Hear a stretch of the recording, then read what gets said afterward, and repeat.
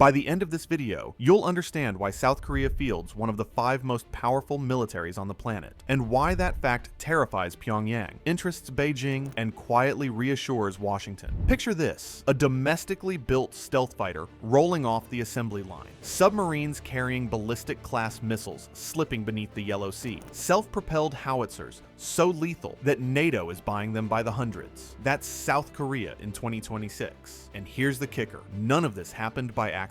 It was built from the rubble of a war that never officially ended, by a nation that swore it would never again be caught off guard. Stick around, because we're going deep. Ground forces, air power, naval teeth, missile doctrine, the alliance backbone, and the one demographic crack that could still shatter the whole thing. If you want the short version, close the tab. If you want to actually understand why this mid-sized country punches like a heavyweight, let's fly. Quick question before we dive in. Who do you think has the stronger air force right now? South Korea or Japan? Drop your pick in the comments. By the time we get to the KF-21 Boramae, you might want to change your answer. South Korea's military philosophy can be summed up in 3 words: never again surprised. In 1950, North Korean tanks rolled across the 38th parallel and damn near pushed the South into the sea. Seoul fell in 3 days. The country that clawed its way back from that nightmare built its defense posture on 3 pillars that still hold today. Pillar 1, universal conscription. Every able-bodied male between 18 and 28 serves 18 to 21 months, depending on branch. That creates a reservoir of 3.1 million trained reservists who can be recalled, kitted, and fighting within weeks. The standing active force sits at roughly 600,000 personnel, 9th largest on Earth. Pillar 2, the US-ROK alliance. It's not a handshake, it's a blood pact forged in the Korean War and codified in the 1953 Mutual Defense Treaty. Around 28,500 American troops remain stationed on the peninsula. Joint exercises like Freedom Shield rehearse the kind of combined arms nightmare that would greet any northern invasion. Capability follows cash,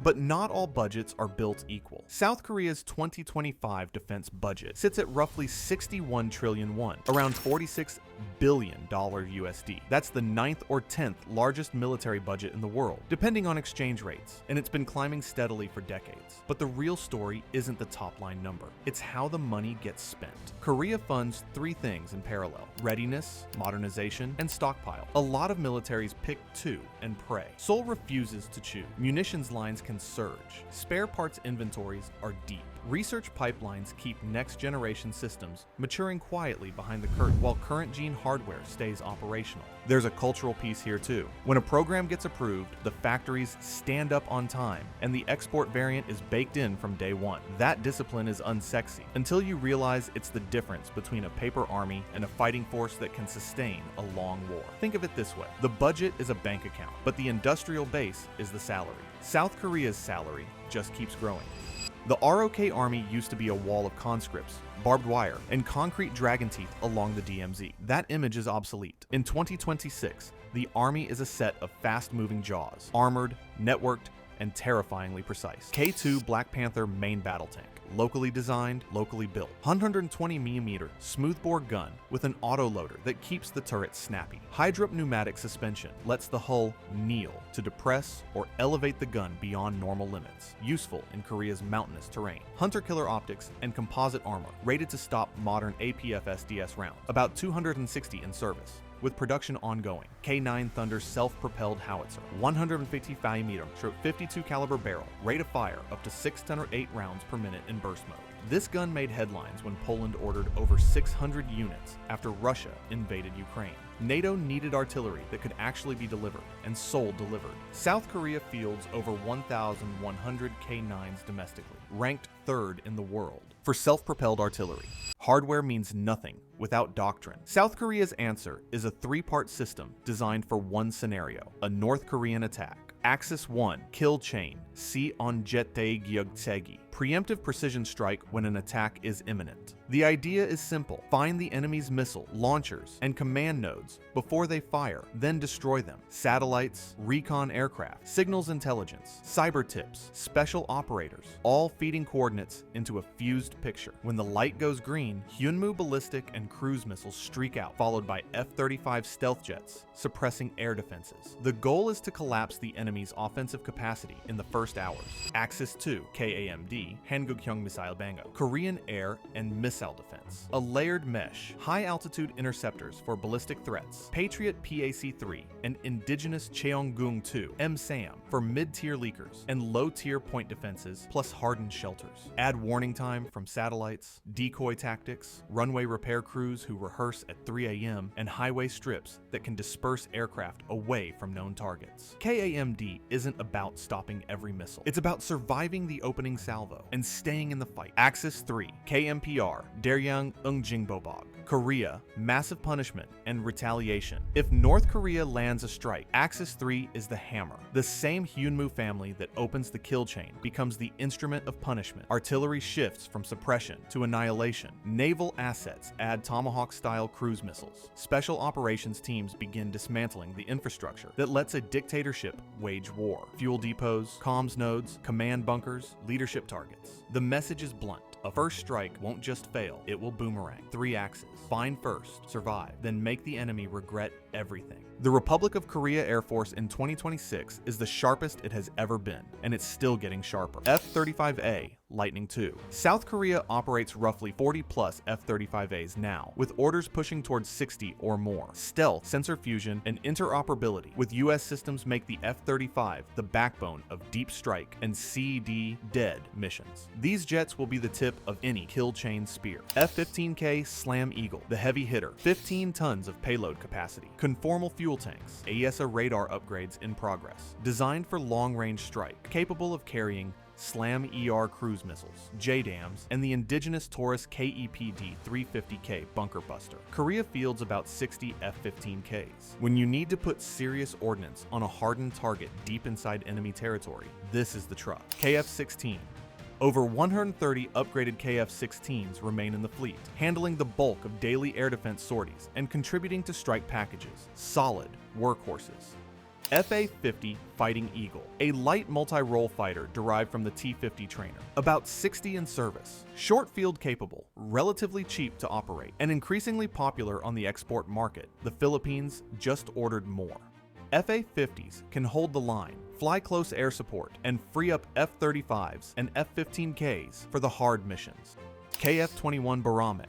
Here's the game changer. Korea's indigenous 4.5 generation fighter, first flight in 2022, now entering low rate production. Twin engine, AESA radar, internal weapons bay, planned for Block 2. It's not a full stealth design like the F-35. Radar cross-section is larger, but it's Korean. That means spares, upgrades, weapons integration, and production tempo are all controlled domestically. No waiting on Washington's mood. Block 1 aircraft should reach initial operational capability by 2026-2027, with 120 planned by decade's end. Add aerial refueling tankers, A330 MRTT, E737 AEW&C for airborne early warning, and stockpiles of AIM-120 AMRAAMs, AIM-9X Sidewinders, and indigenous precision munitions. And you have an air force that can find, fix, and finish. So about that Japan question. Japan's air self-defense force is formidable. F-35s, F-15Js, and future GCAP 6th gen plans. But South Korea's industrial momentum, the Boramae pipeline, and deeper munition stocks arguably give Seoul a slight edge in sustained air combat over the peninsula. Your call. The US-ROK Navy doesn't need to rule the Pacific. It needs to make the waters around the Korean peninsula very expensive for anyone who tries. Sejong, the Great Class, KDX-III, Aegis destroyers, 3 in service, 3 more Batch 2 hulls building, 10,000 plus tons, 128 vertical launch cells, SPY-1D radar, SM-2 and SM-6 missiles for air defense, Hyunmoo cruise missiles for land attack. These are among the most powerful surface combatants in Asia outside the US and Chinese navies. Batch 2 adds an upgraded combat system and enhanced ballistic missile defense capability. Daegu class and future KDDX frigates. 8 Daegu class FFX-2 frigates in service or building. Modern ASW suites. VLS cells. 127mm guns. The next-gen KDDX destroyer program will add another layer of surface firepower in the 2030s. Dosan on Changho class KSS-III submarine. This is where things get serious. 3,000-ton diesel-electric boats with air-independent propulsion for extended submerged endurance. 6 vertical launch tubes capable of firing Hyunmoo 4-4 submarine-launched ballistic missiles, conventional warheads, but strategic reach. 3 boats in service or fitting out, with a second batch under construction. These subs give Seoul a second strike flavor that complicates any adversary's calculus. Type 214 KSS-II submarine, 9 boats, smaller than KSS-III, but stealthy and lethal in littoral waters. Fuel cell AIP keeps them quiet. Amphibious capability. 2 doctrine-class LPHs, 14,000 tons each, can land a Marine battalion and support rotorcraft operations. Not a carrier, but a power projection platform nonetheless. The Navy's strategy isn't about chasing blue water prestige. Korea pressed pause on a light carrier and doubled down on subs, destroyers, and frigates. Sea denial over sea control. If someone wants to blockade Busan or interdict shipping lanes, the cost in hulls and aircraft will be steep.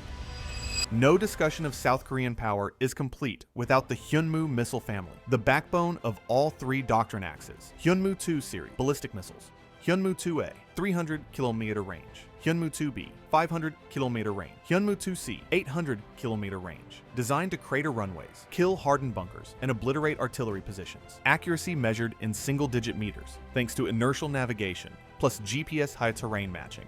Hyunmoo 3 series, land attack cruise missiles, Korea's answer to the Tomahawk. Hyunmoo 3A, 500 km, Hyunmoo 3B, 1000 km, Hyunmoo 3C, 7,500 km. Low altitude terrain hugging flight, hard to detect, precise terminal guidance. Hyunmoo 4, the new heavy ballistic missile, range estimated at 800 plus km, warhead mass up to 2 tons, enough to collapse a deep underground facility. Hyunmoo 4-4 is the submarine-launched variant fitted to KSS-III boats. Hyunmoo 5, under development, rumored range of 3,000 kilometers and monster warhead capacity, essentially a conventional quasi-ballistic option that could reach any target in the region. What makes this arsenal dangerous isn't just the missiles, it's the speed of the kill chain behind them. Satellite queue to missile flight in hours, not days. That's the difference between we think there's a launcher and there was a launcher.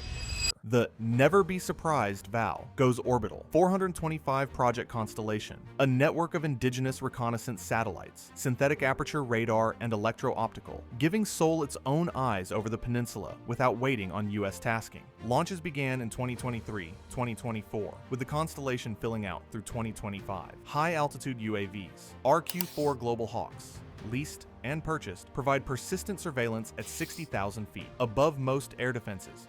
Cyber and electronic warfare, less visible, equally decisive. Dedicated cyber commands work both defense and offense, protecting logistics networks, corrupting enemy radar at the critical moment, hunting emitters that would otherwise cue guns. EW pods on FA-50s and KF-21s integrate with ground-based jammers to blind an adversary's air picture. In modern war, whoever owns the information wins the first hour. South Korea has been pouring resources into owning that hour. Here's the strategic judo move most people miss. South Korea's defense exports aren't just business, they're war insurance. Poland, mega deal. After Russia invaded Ukraine, Warsaw needed armor and artillery fast. Germany couldn't deliver, Seoul could. The result, a framework for nearly 1,000 K2 tanks, with local production follow-on, 670 plus K9 howitzers, 48 FA-50s, and Chunmoo launchers. Billions of dollars, but more importantly, production lines at scale. Turkey co-produced the T-155 Fırtına K9 variant. Australia is buying Hanwha's Redback IFV. Egypt, India, Estonia, Finland, Norway all operate K9 howitzers. The FA-50 flies in the Philippines, Iraq, and soon Poland. Why does this matter for a war on the peninsula? Surge capacity. The same factories sending brigades of hardware to NATO can refill ROK stockpiles faster than any boutique peacetime line.